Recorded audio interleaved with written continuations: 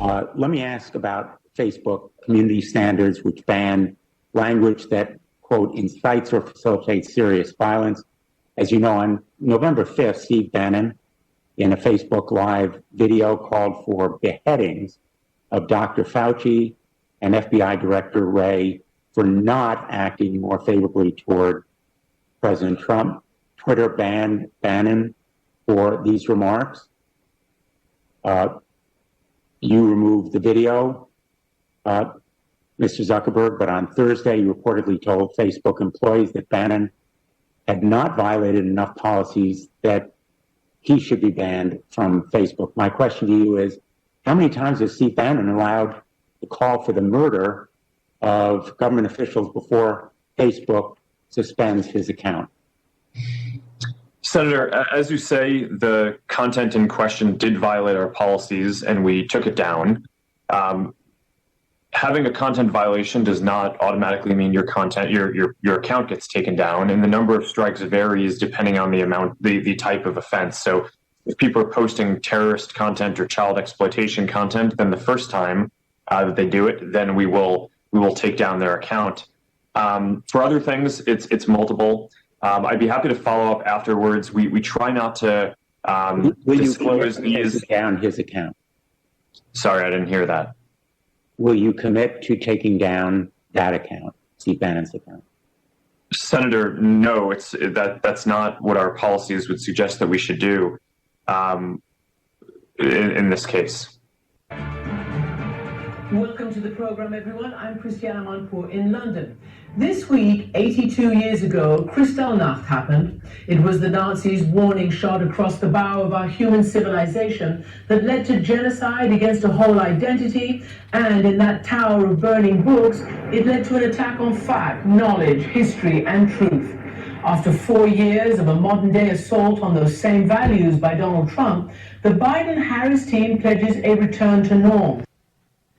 Welcome. You're in the War Room, and there you have the CNN actually comparing the Trump movement to Kristallnacht. What do you have to say? You and Raheem called that out immediately when it happened, Jack Maxey, in your righteous indignation, right? Very much so. And this was on the 9th of November that she said that. Today is now the 17th. And we called it out immediately. Number one, she got it all wrong. The book burning started long before Kristallnacht. They were not started by the Nazi Party. They were started by spoilt, crazed students who were energized in their enthusiasm by the rhetoric of the Nazi Party. And university professors. It was a university-driven thing. Well, the university professors were sort of caught up in the mayhem, if you will. There were a few quislings, but for the most part, it was really a radicalized student movement to burn the books that took hold across the country out of fear. But more than that, this very idea that she would compare 70-plus million Americans who voted for Donald Trump to Nazis who killed 6.5 million Jews and caused the deaths of 20 million people across Europe is, to me, just unbelievable. But I think there is some interesting news here, Steve. Is that hang on? Let's play that too. We have if Denver can play after Raheem and Jack jumped on her to lead the charge. What do we got? A comment on my program at the end of last week. I observed the 82nd anniversary of Kristallnacht, as I often do. It is the event that began the horrors of the Holocaust. I also noted President Trump's attacks on history, facts, knowledge, and truth. I shouldn't have juxtaposed the two thoughts. Hitler and his evil stand alone, of course, in history. I regret any pain my statement may have caused. My point was to say how democracy can potentially slip away and how we must always zealously guard our democratic values. No pain, but no gain. It's so good going, Jack. You and Raheem got a scalp. Well, but the thing I got to love, Steve, is the double standard that we always see from the progressive left. You know, she just gets to have a sensitive moment where she overstepped emotionally her understanding of history. Whereas everybody else gets deplatformed. You know, where's Jack Dorsey right now? Maybe someone could put a string in that nose ring of his and pull him along and see that maybe she gets deplatformed. Or when is CNN gonna maybe pull her aside for a little extra sensitivity session? Is putting string in a nose ring, is that inciting violence? No, that's just turning him into, He's got to shave the beard. This is what we do. The Taliban beard's not working. The nose ring was not invented for little progressive youths. It was invented for boar hogs so that we could control them in the barnyard. And the way these guys look, they look like they came out of a barnyard. I think Jack Max's going to get into cyberbullying. Let's go to now. Okay, we're going to go to Georgia, Nevada, Pennsylvania. They're still arguing in federal court. Rudy and the team have been at it since 1:30 this morning. Besides a slight technical malfunction they had, they've been at it for the entire time. They just took a break. They were returning at 5 o'clock. We're going to try to pick that up when they come back. It's going to be a live press conference by the GOP in Nevada about a filing in federal court of a lawsuit out there on voter fraud and the checking of these ballots. So that's happening. We're going to go back to Pennsylvania. Greg Mance has been covering that all day. But I want to first go to Georgia and John Fredericks. John, Georgia is where it's all happening. It's both the beatdown on the Biden, Biden trying to steal this. So number one, closing on President Trump's deal. Number two is that the whole movement down there is now there's this war between these elected Republican officials in the Trump movement. And you're seeing it every day. Now today, the Secretary of State, I think, called out Donald Trump with everything that Trump did and accomplished. He called him out for something like, you should have come up with 20,000 more votes. It's kind of confusing even what he said, but he's been running to MSNBC and CNN to basically take on the president. So give us an update. This Georgia situation is getting crazier and crazier by the moment. What is going on? Well, the weak-kneed Republican weasels, some of which are in Georgia, like Brad Raffensperger, are having their day right now because their days are numbered.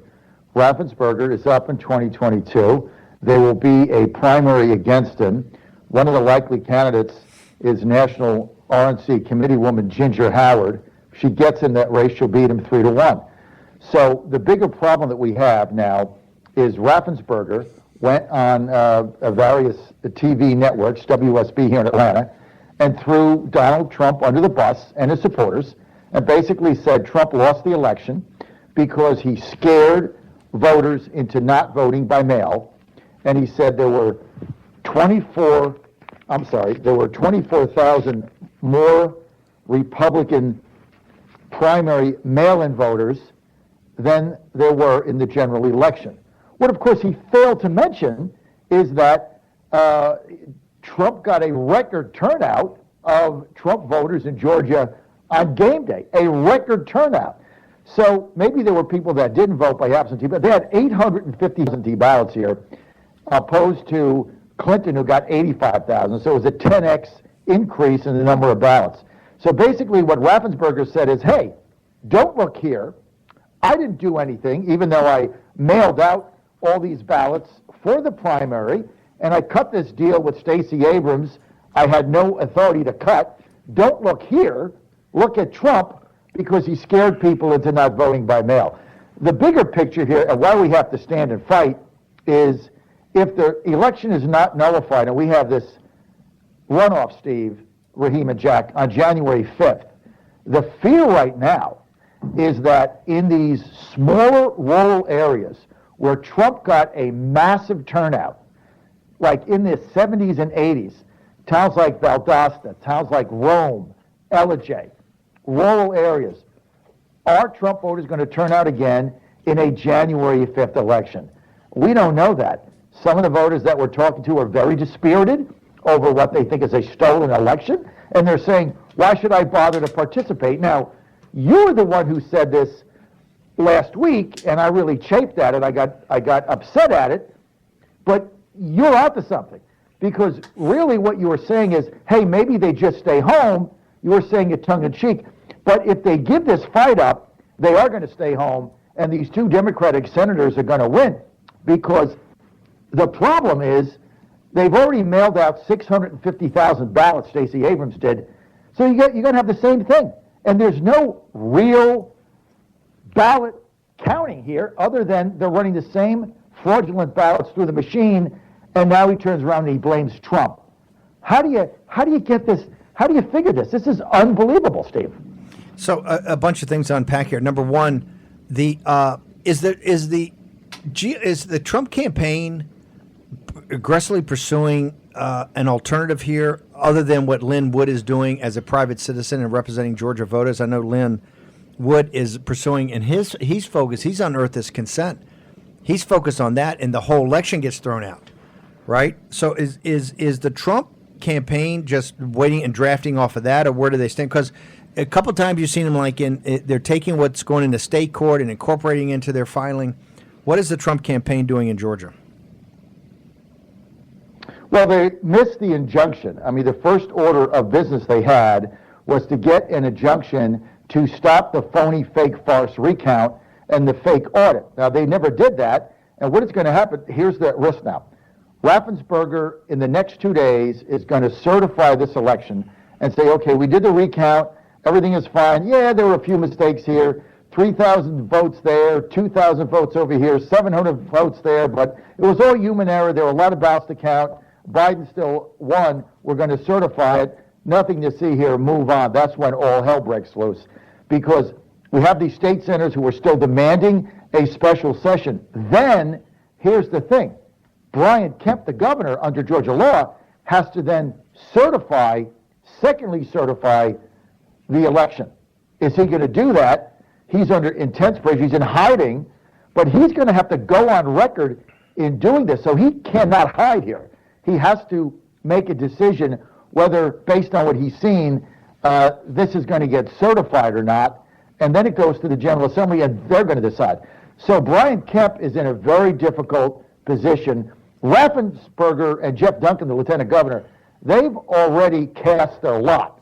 They're going to get beat in 2022, provided there's not 8 people splitting their minor establishment vote here.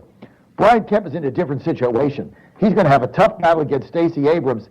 If he abandons the Trump voters right now, in the next 72 hours, he's toast. There's a lot at stake here for the governor and for Georgia and for all of us, Steve. Now, there's going to be 2 major rallies, which I can get to after your... I tell you what, hang on. At the Capitol. What I want to do is hold you over for the break, and I want to talk about the rallies. We're actually going to have Kylie. Of course. But the one thing is, the reason I said this the other day is for leverage with the establishment. I mean, the Trump voters just can't turn out. We got to get something. Just moments ago, before we came in here, the Senate did on a procedural vote is not proceeding with Shelton, who's Trump's big pick for the Federal Reserve. Right? This is the first indication. The Democrats will take this as the Republican Senate is now telling the world that Trump is not going to win and not going to be inaugurated, right, on January 20th, because Trump's, she was a gold standard person. She's a strong dollar person. She's hard currency. She didn't get even in a procedural vote to go forward. Now, Mitch McConnell voted against her, but he's saying he did that, so he leaves open the possibilities of bringing it back up. My point is that you're already seeing, and we're going to have some video when we come back of Lindsey Graham fist bumping Kamala Harris on the floor of the Senate. So, John, just hang right there. I want to talk about the leverage, because listen, the Trump voters can turn out, but it's got to be a little something for the effort, right? John Fredericks in Georgia. It's the Senate. Hang on. I'm going to come back to you. You can answer on the. We'll let the audience hang while you sell some spots. Fog City Midge, Jack Maxey, Stephen K. Bannon. We'll take a short break. Be back with John Fredericks in a moment.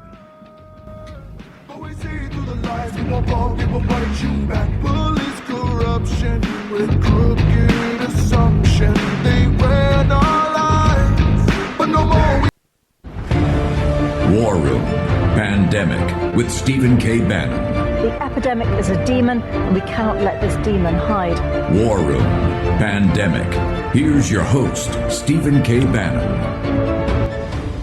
Welcome back. We got John Fredericks in Georgia. We're going to go to him, and then we're going to come back and go to, there's a live press conference with Adam Laxalt and Matt Schlapp, representing the President of the United States in his campaign out in Nevada. They're throwing down hard in Nevada. We're going to go to it. So this fight is from Wisconsin, Michigan, Pennsylvania, Georgia, Arizona, and Nevada. Fighting everywhere. Let's go to John Fredericks. So, John, you know, there's got to be some support for the Trump movement. There's got to be some support for the president. You got Lindsey Graham. Maybe we'll play that a little later. Fist bumping on the. In fact, we can play the video. Just put the video up. Fist bumping on the Senate floor with Kamala Harris. Certainly not the kind of thing you do with somebody you just defeated. So, why should the Trump supporters come out and do this if the establishment looks like down there is fighting them? Particularly Kemp. And here's what galls, I think, the Trump movement. Kemp, the lieutenant governor and the secretary of state, I don't know. But Kemp doesn't exist if Trump does not come in hard for him, campaigning, endorsing, supporting, and getting all the deplorables to turn out. So what say you? Well, once again, Steve, you're ahead of the curve. I mean, you said this a week ago, and I really was not happy with what you said, and I bucked it immediately. But it's no different than when you told me Trump was going to get impeached, and I said, fake news, witch hunt. I mean, absolutely right.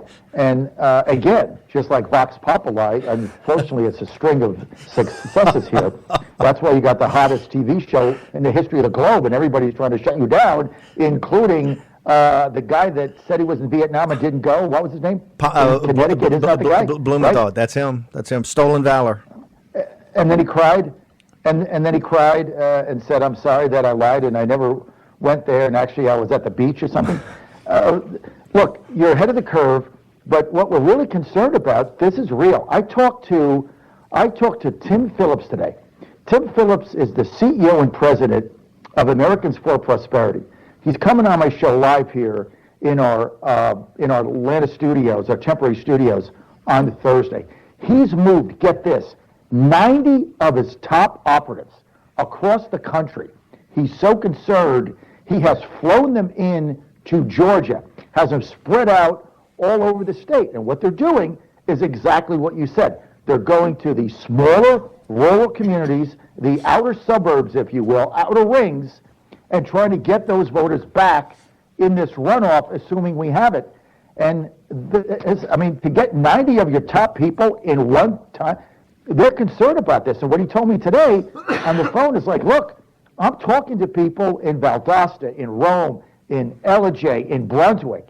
And he said 30% of the people that we're talking to are saying, well, I don't think I'm going to bother with this because it doesn't really matter. They stole it. My vote doesn't matter. The Secretary of State there is not even fighting for us. I came out for Trump. I'm not a typical voter. And that's the same old stuff. And I'm just going back home. The hobbits, if you will, going back in the hole. That's the problem we've got. This thing in this runoff is at serious risk. And what's even making me more nervous is the professional political operatives, the consultants that get 20% of every dollar spent for just showing up. They're all telling us, hey, we got this. Hey, we got this. Soon as they start saying that, Steve, and cashing your check money, you should get very nervous. Yeah, no, I think you're absolutely correct. Go ahead, John. John, one thing that I think, we have this rally coming up on Saturday. Why don't we try and turn some of this apathy and into action, right? These people are angry. They feel like they've been robbed. They rightfully have some misgivings about Raffensperger and Kemp. Well, I'm just looking at the state of Georgia website. We should be registering people for a recall election. We'll put these guys on the same ballot with these senators. We can do that. All you need is 15% of the electorate. We put our shoulder to the wheel, and we have those guys, those two gentlemen, on the same ballot with these senators coming up, and we pull them out of office. We let the whole world know that this fight is on. If we have to stick in Valley Forge through the winter like we did 200 years ago, we can do that. America's not going to give up, and this Trump movement's not going to give up. But let's fire the first shot right at these two guys who've shown their colors.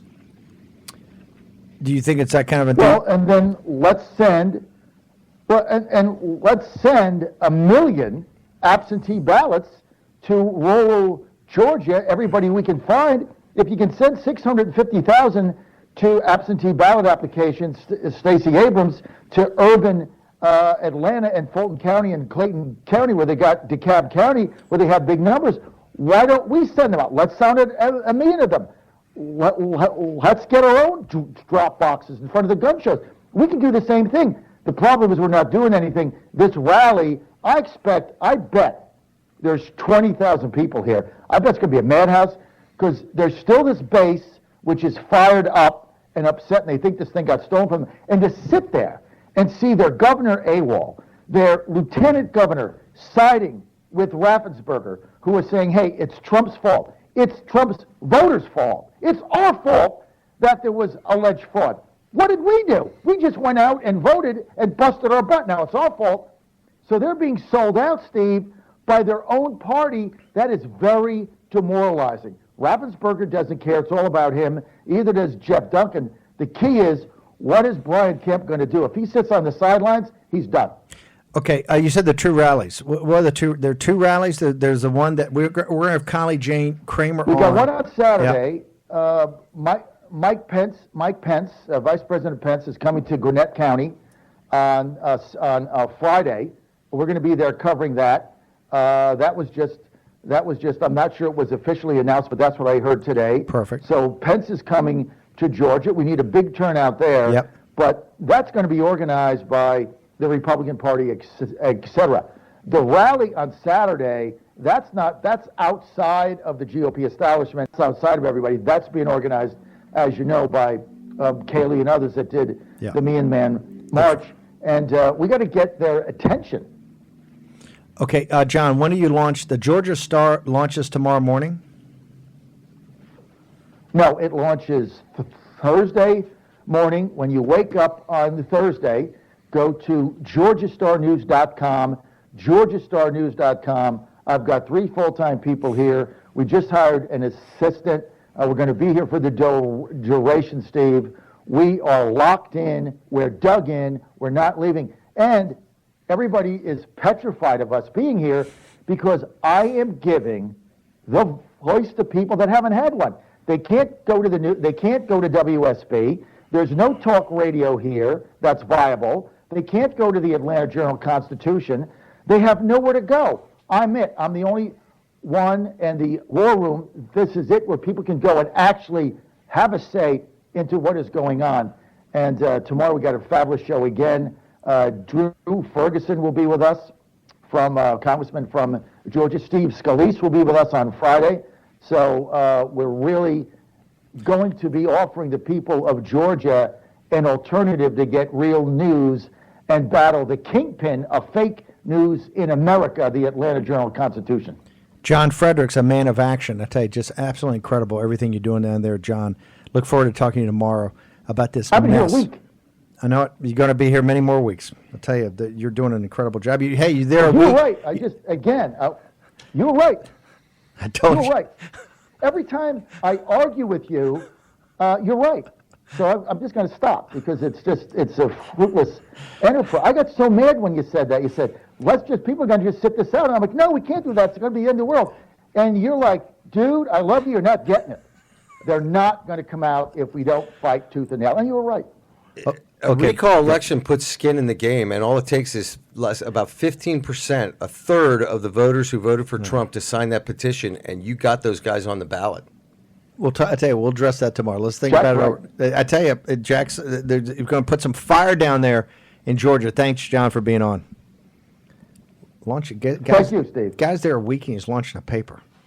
It's Michael Patrick Leahy and John. I called this guy I was on his show. All the callers blew up because I was saying, no, he's going to get impeached, right after Thanksgiving, bang. And they said, no, it's fake news. And then that Sunday, I think I talked to Dan and to Fish. You weren't even around then, were you? Called Dan. I said, hey, we're starting a show tomorrow. And I talked to Jack and I think Jason, right? Called Jason. Said, here's what we're going to do. I called Bossy and Corey. And they go, oh, no, that's too hard to take. It's like, we got to organize it for a month. I said, no. We're going live tomorrow.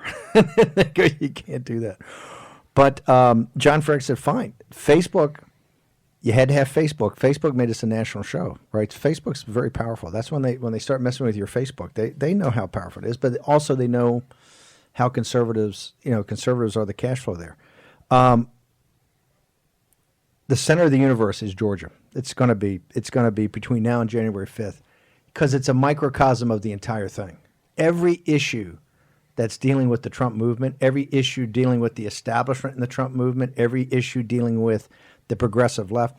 Stacey Abrams is going to get her pound of flesh in here, right? Whether you like her or don't like her, you know, she ran a terrific race against Kemp that took 6 days to ascertain who won. With the consent decree and everything like that, she did deliver for that $15 million. Now, I don't know where those votes came from, but that is Stacey Abrams that turned Georgia into a dogfight where we got to get a decertification of the vote, and that's going to be big on January 5th. I love your idea of you want to get the Trump people out, do a recall of the government. No, you only have 90 days to collect the signatures, so you may as well start on Saturday. So, by the way, how many signatures you need? You need 15% of all of the electorate, right? So if Trump had roughly 49%, a third of his voters would be enough to push this thing over the edge on the ballot, pull those guys out of office, and encourage all those Trump supporters to show up. It's a big number. Okay, we're going to take a short break. Jenny Beth Martin from Georgia. We're going to get all over Georgia and going to go out to Nevada, I think, to the press conference. We return on War Room Pandemic.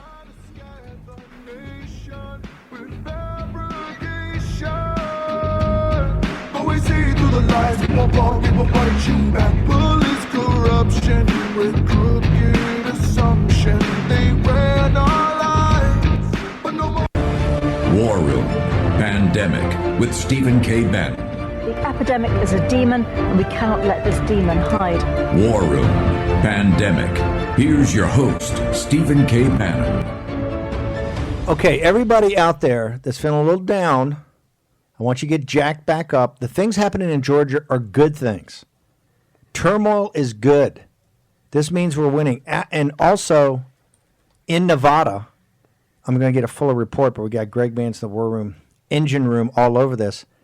Is it 15,000 dead people they have caught? They're voting in Nevada. When you put Rick Grinnell and Adam Laxalt on a problem, you get solutions, right? Mr. President, please release, unclassify all of it, dump it. Put Rick Grinnell, fire Ray, fire Fauci, put Rick Grinnell in as the interim head of the FBI immediately. Let him do at the FBI what he did over at DNI. And just declassify all this and do it tomorrow. Don't listen to any more of the naysayers.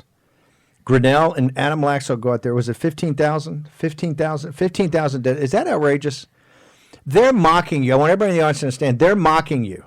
Okay? They're mocking you.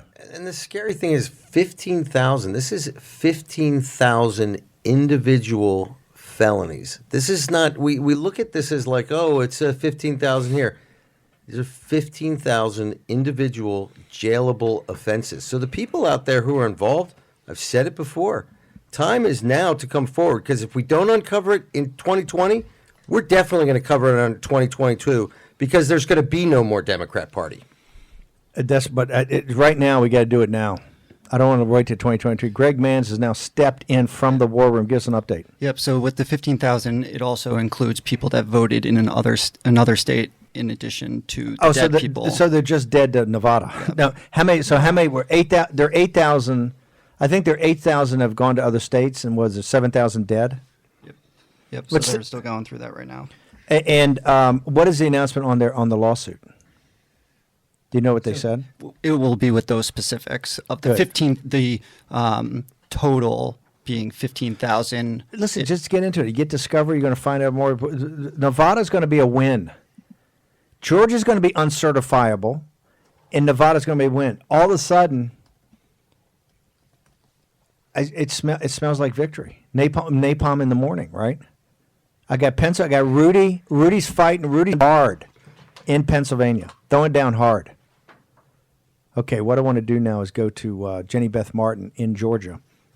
Greg Mans is going to jump back and get back. He's been all day long for 5 hours on Rudy arguing. I got to tell you, Rudy's a great lawyer. He's arguing in there in federal court, fighting, doing a coup the other night over all the Politico's lead story, big old coup over at the ABC story, big old coup over at the. How many people left the campaign? How you know you have a coup? It's like 6 guys. Jenny Beth, you You've been telling me for years that Georgia politics is a mess, but now it's on a world stage, and we're getting to see it up close and personal. You were correct, ma'am. So what in the heck is going on there? You're a Georgian. What is going on down there?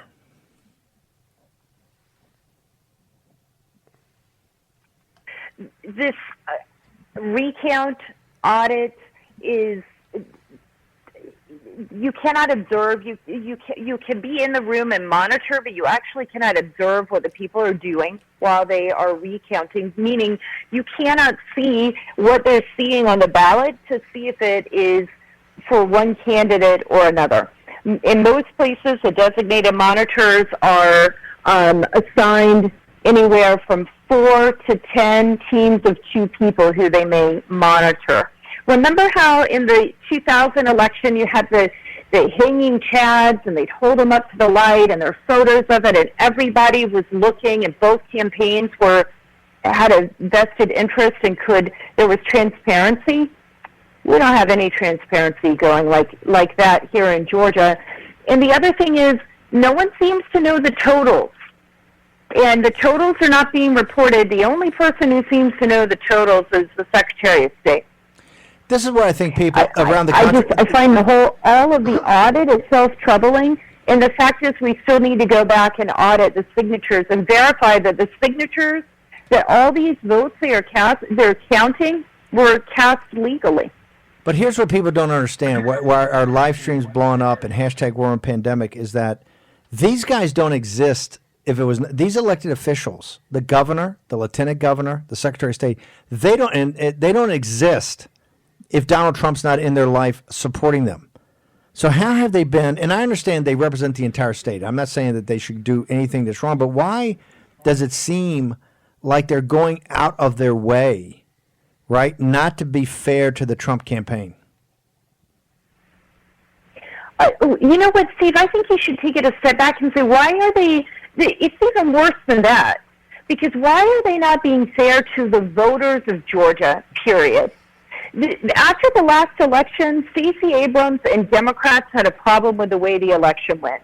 So in Georgia right now, you've got Democrats who don't fully trust the election process.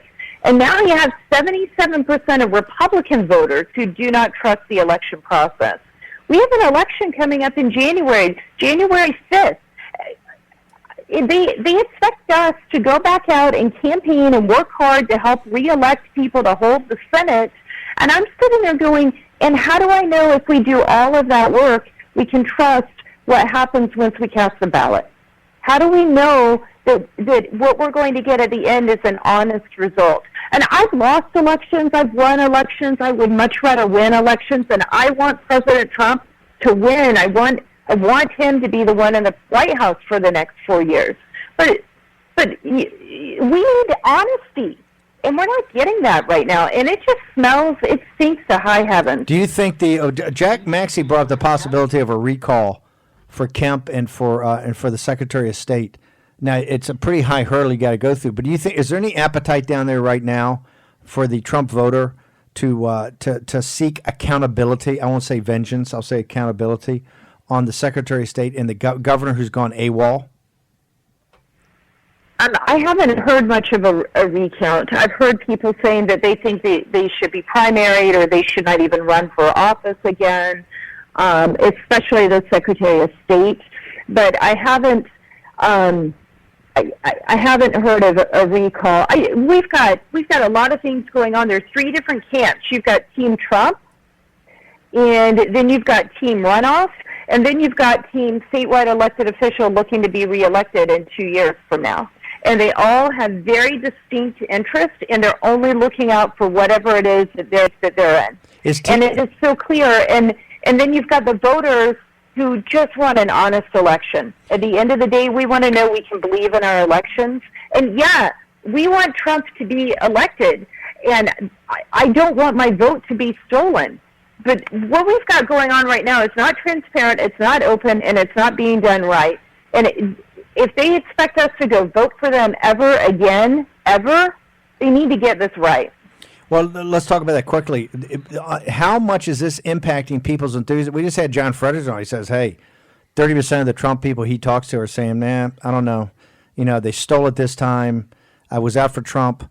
You know, I don't know if I'm going to be out for these Senate guys. What's your feeling right now where the base is? Where's the Trump muscle in Georgia? Where does it sit right now as far as focus on this January 5th versus getting it right for President Trump now?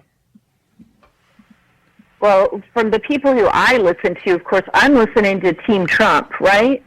And those people want to get to the bottom of this right now. We'll deal with January 5th in a few weeks, but if you don't know if the election was stolen or not, and you don't know how, and you can't be sure that it was or was not stolen one way or the other, then January 5th doesn't even matter. Because if you're sitting there as the average voter thinking it was stolen, why would you care to go back out and help these candidates?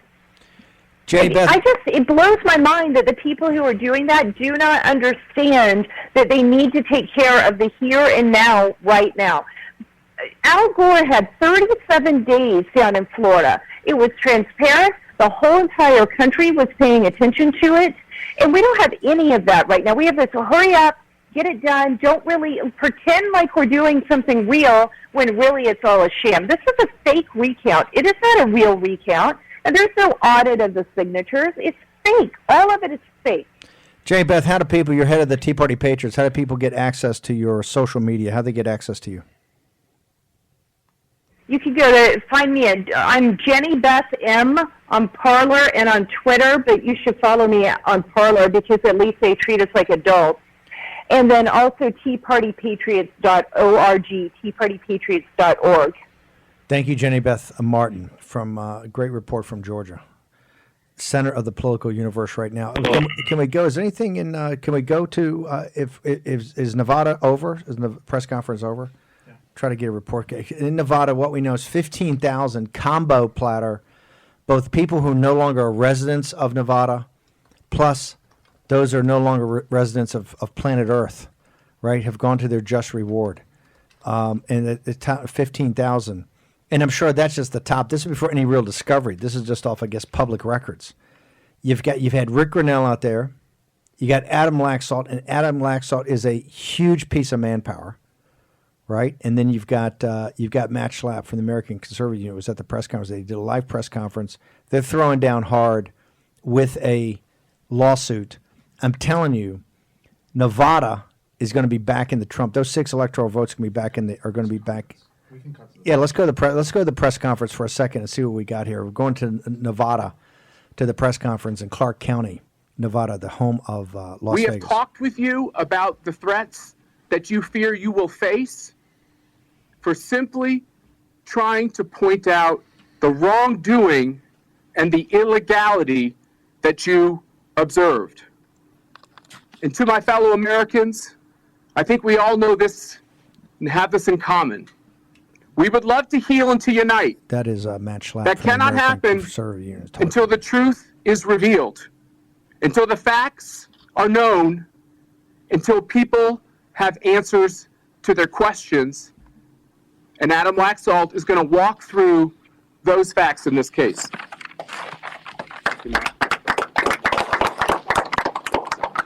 Good afternoon, everybody.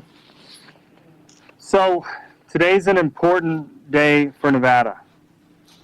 Over the last 10 days or so, the media has continued to ask for the evidence of the irregularities that we found in this election. In fact, some media already concluded a few days ago that there was no fraud presented. And I need everyone to understand the Herculean task that we face to try to, from the outside of a system, help shine a light on the irregularities in this system. We don't own the system, we're not part of the system. There are no former FBI investigators. There's no former team of Attorney General, PI investigators. These are people that are volunteering. These are people that have given the last few weeks of their lives trying to run down the complaints we've received from across the state. Everyone has some experience in the last few weeks that leaves them some doubt about We're whether this watching election the live was press conducted. conference in Clark County, Nevada, of the officials of the Trump campaign. It's Adam Laxalt. We're going to go out with this and then come back and go live to the press conference. Mailed to their homes, or they felt that someone else had potentially cast the ballot on their behalf. These are stories that poured in, and again, we're trying to take an imperfect system and do our best to shine light. So it's an important day for Nevada because this lawsuit is bigger than whether the president won Nevada or former vice president in the Clark County voting system. There is no one right now in this system that is combing through voter rolls and is looking for dead people that may have voted in this election. I hope everybody understands that. I hope everyone accepts that as from fact. Clark County in Nevada, They are Las a Vegas. This is the complaint-based former Attorney system. General Adam Laxalt So about an the lawsuit individual President has Trump's to campaign. complain They found that they think something 15,000 happened. either dead And then people even then, or Joe people that Gloria are no says longer those resident that voted in complaints this are forwarded election. to We're the going to let Secretary this of State's go office. for a few minutes. So I will only leave one example. If a person has died and that ballot was mailed to someone's home and someone voted that ballot, who is going to complain about that vote cast? No one, quite clearly. So the system isn't investigating this, and so we've brought forward these classes of voters. Now, what are the other class of voters that we think make up the number that puts this presidential election in jeopardy?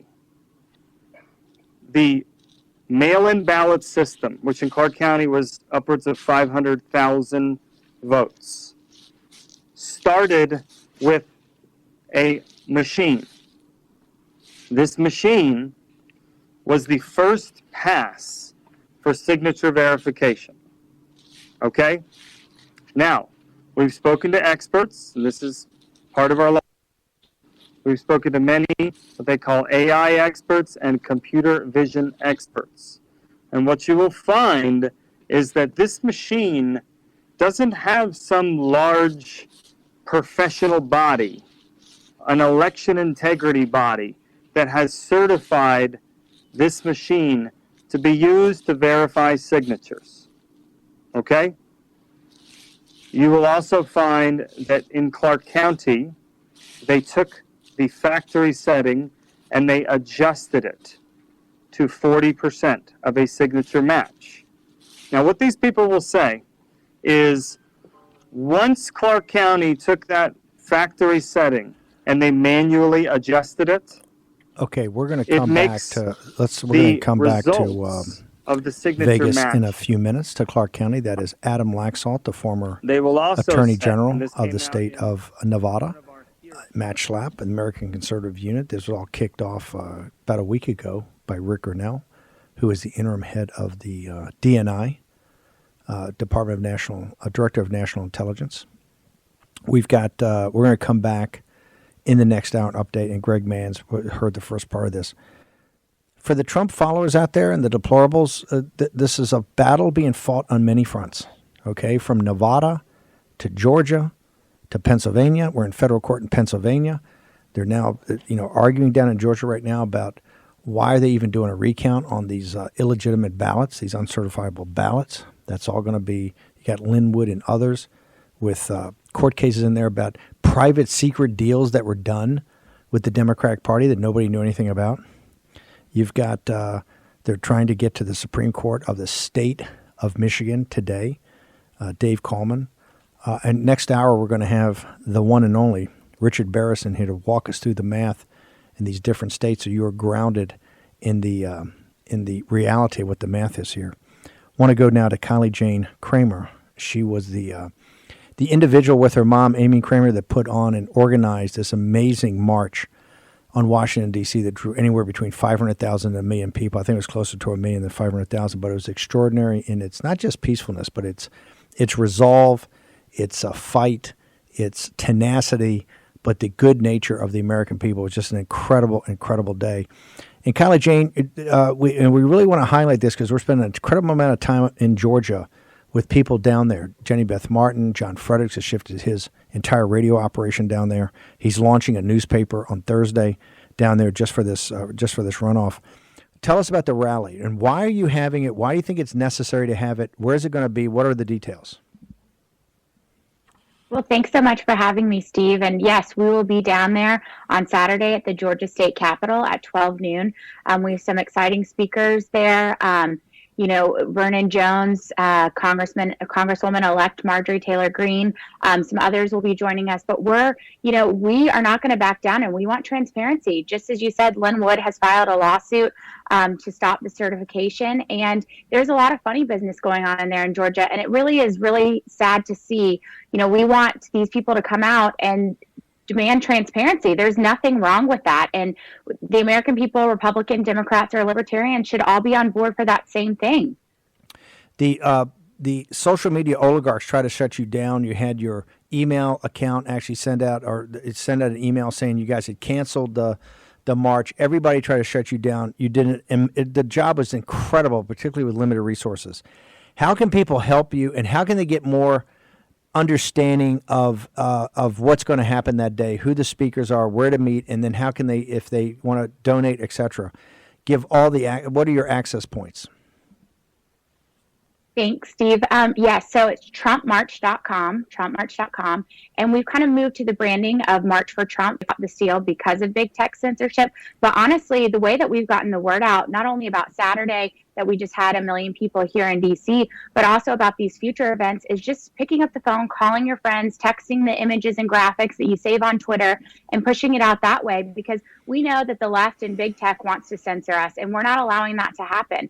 So people can find this all out at trumpmarch.com. And it will all be listed there. After this Saturday, we will be having another rally here in DC. I'm still here. So December 12th, we'll be starting at Freedom Plaza at noon and marching to the Capitol, where we will have another set of speakers. And there are some big names. We're really excited. We're going to be announcing a really huge project this weekend. So everyone can find out about that at trumpmarch.com.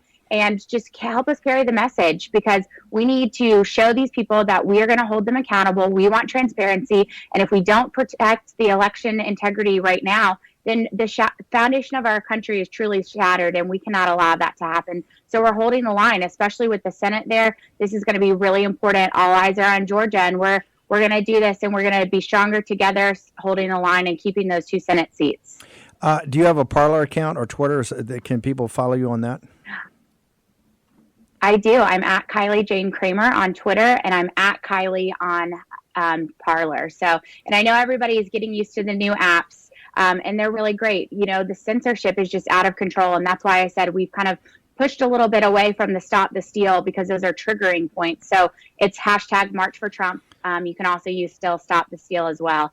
But Kylie Jane Kremer on Twitter and at Kylie on Parler. Kylie Jane, you've done an amazing job, and I got to tell everybody, take the family. This is a massive family event Saturday when the kids will never forget it. They'll remember all their lives. Kylie Jane Kremer, thank you very much for joining us. It is. It's a lot of fun. It's amazing. Thank you, Steve. Okay, Kylie Jane, look forward to having you back on. Kylie Jane Kremer, Amy Kramer's wingman. We're going to take a short commercial break. When we return, Nevada and Richard Barris in the War Room.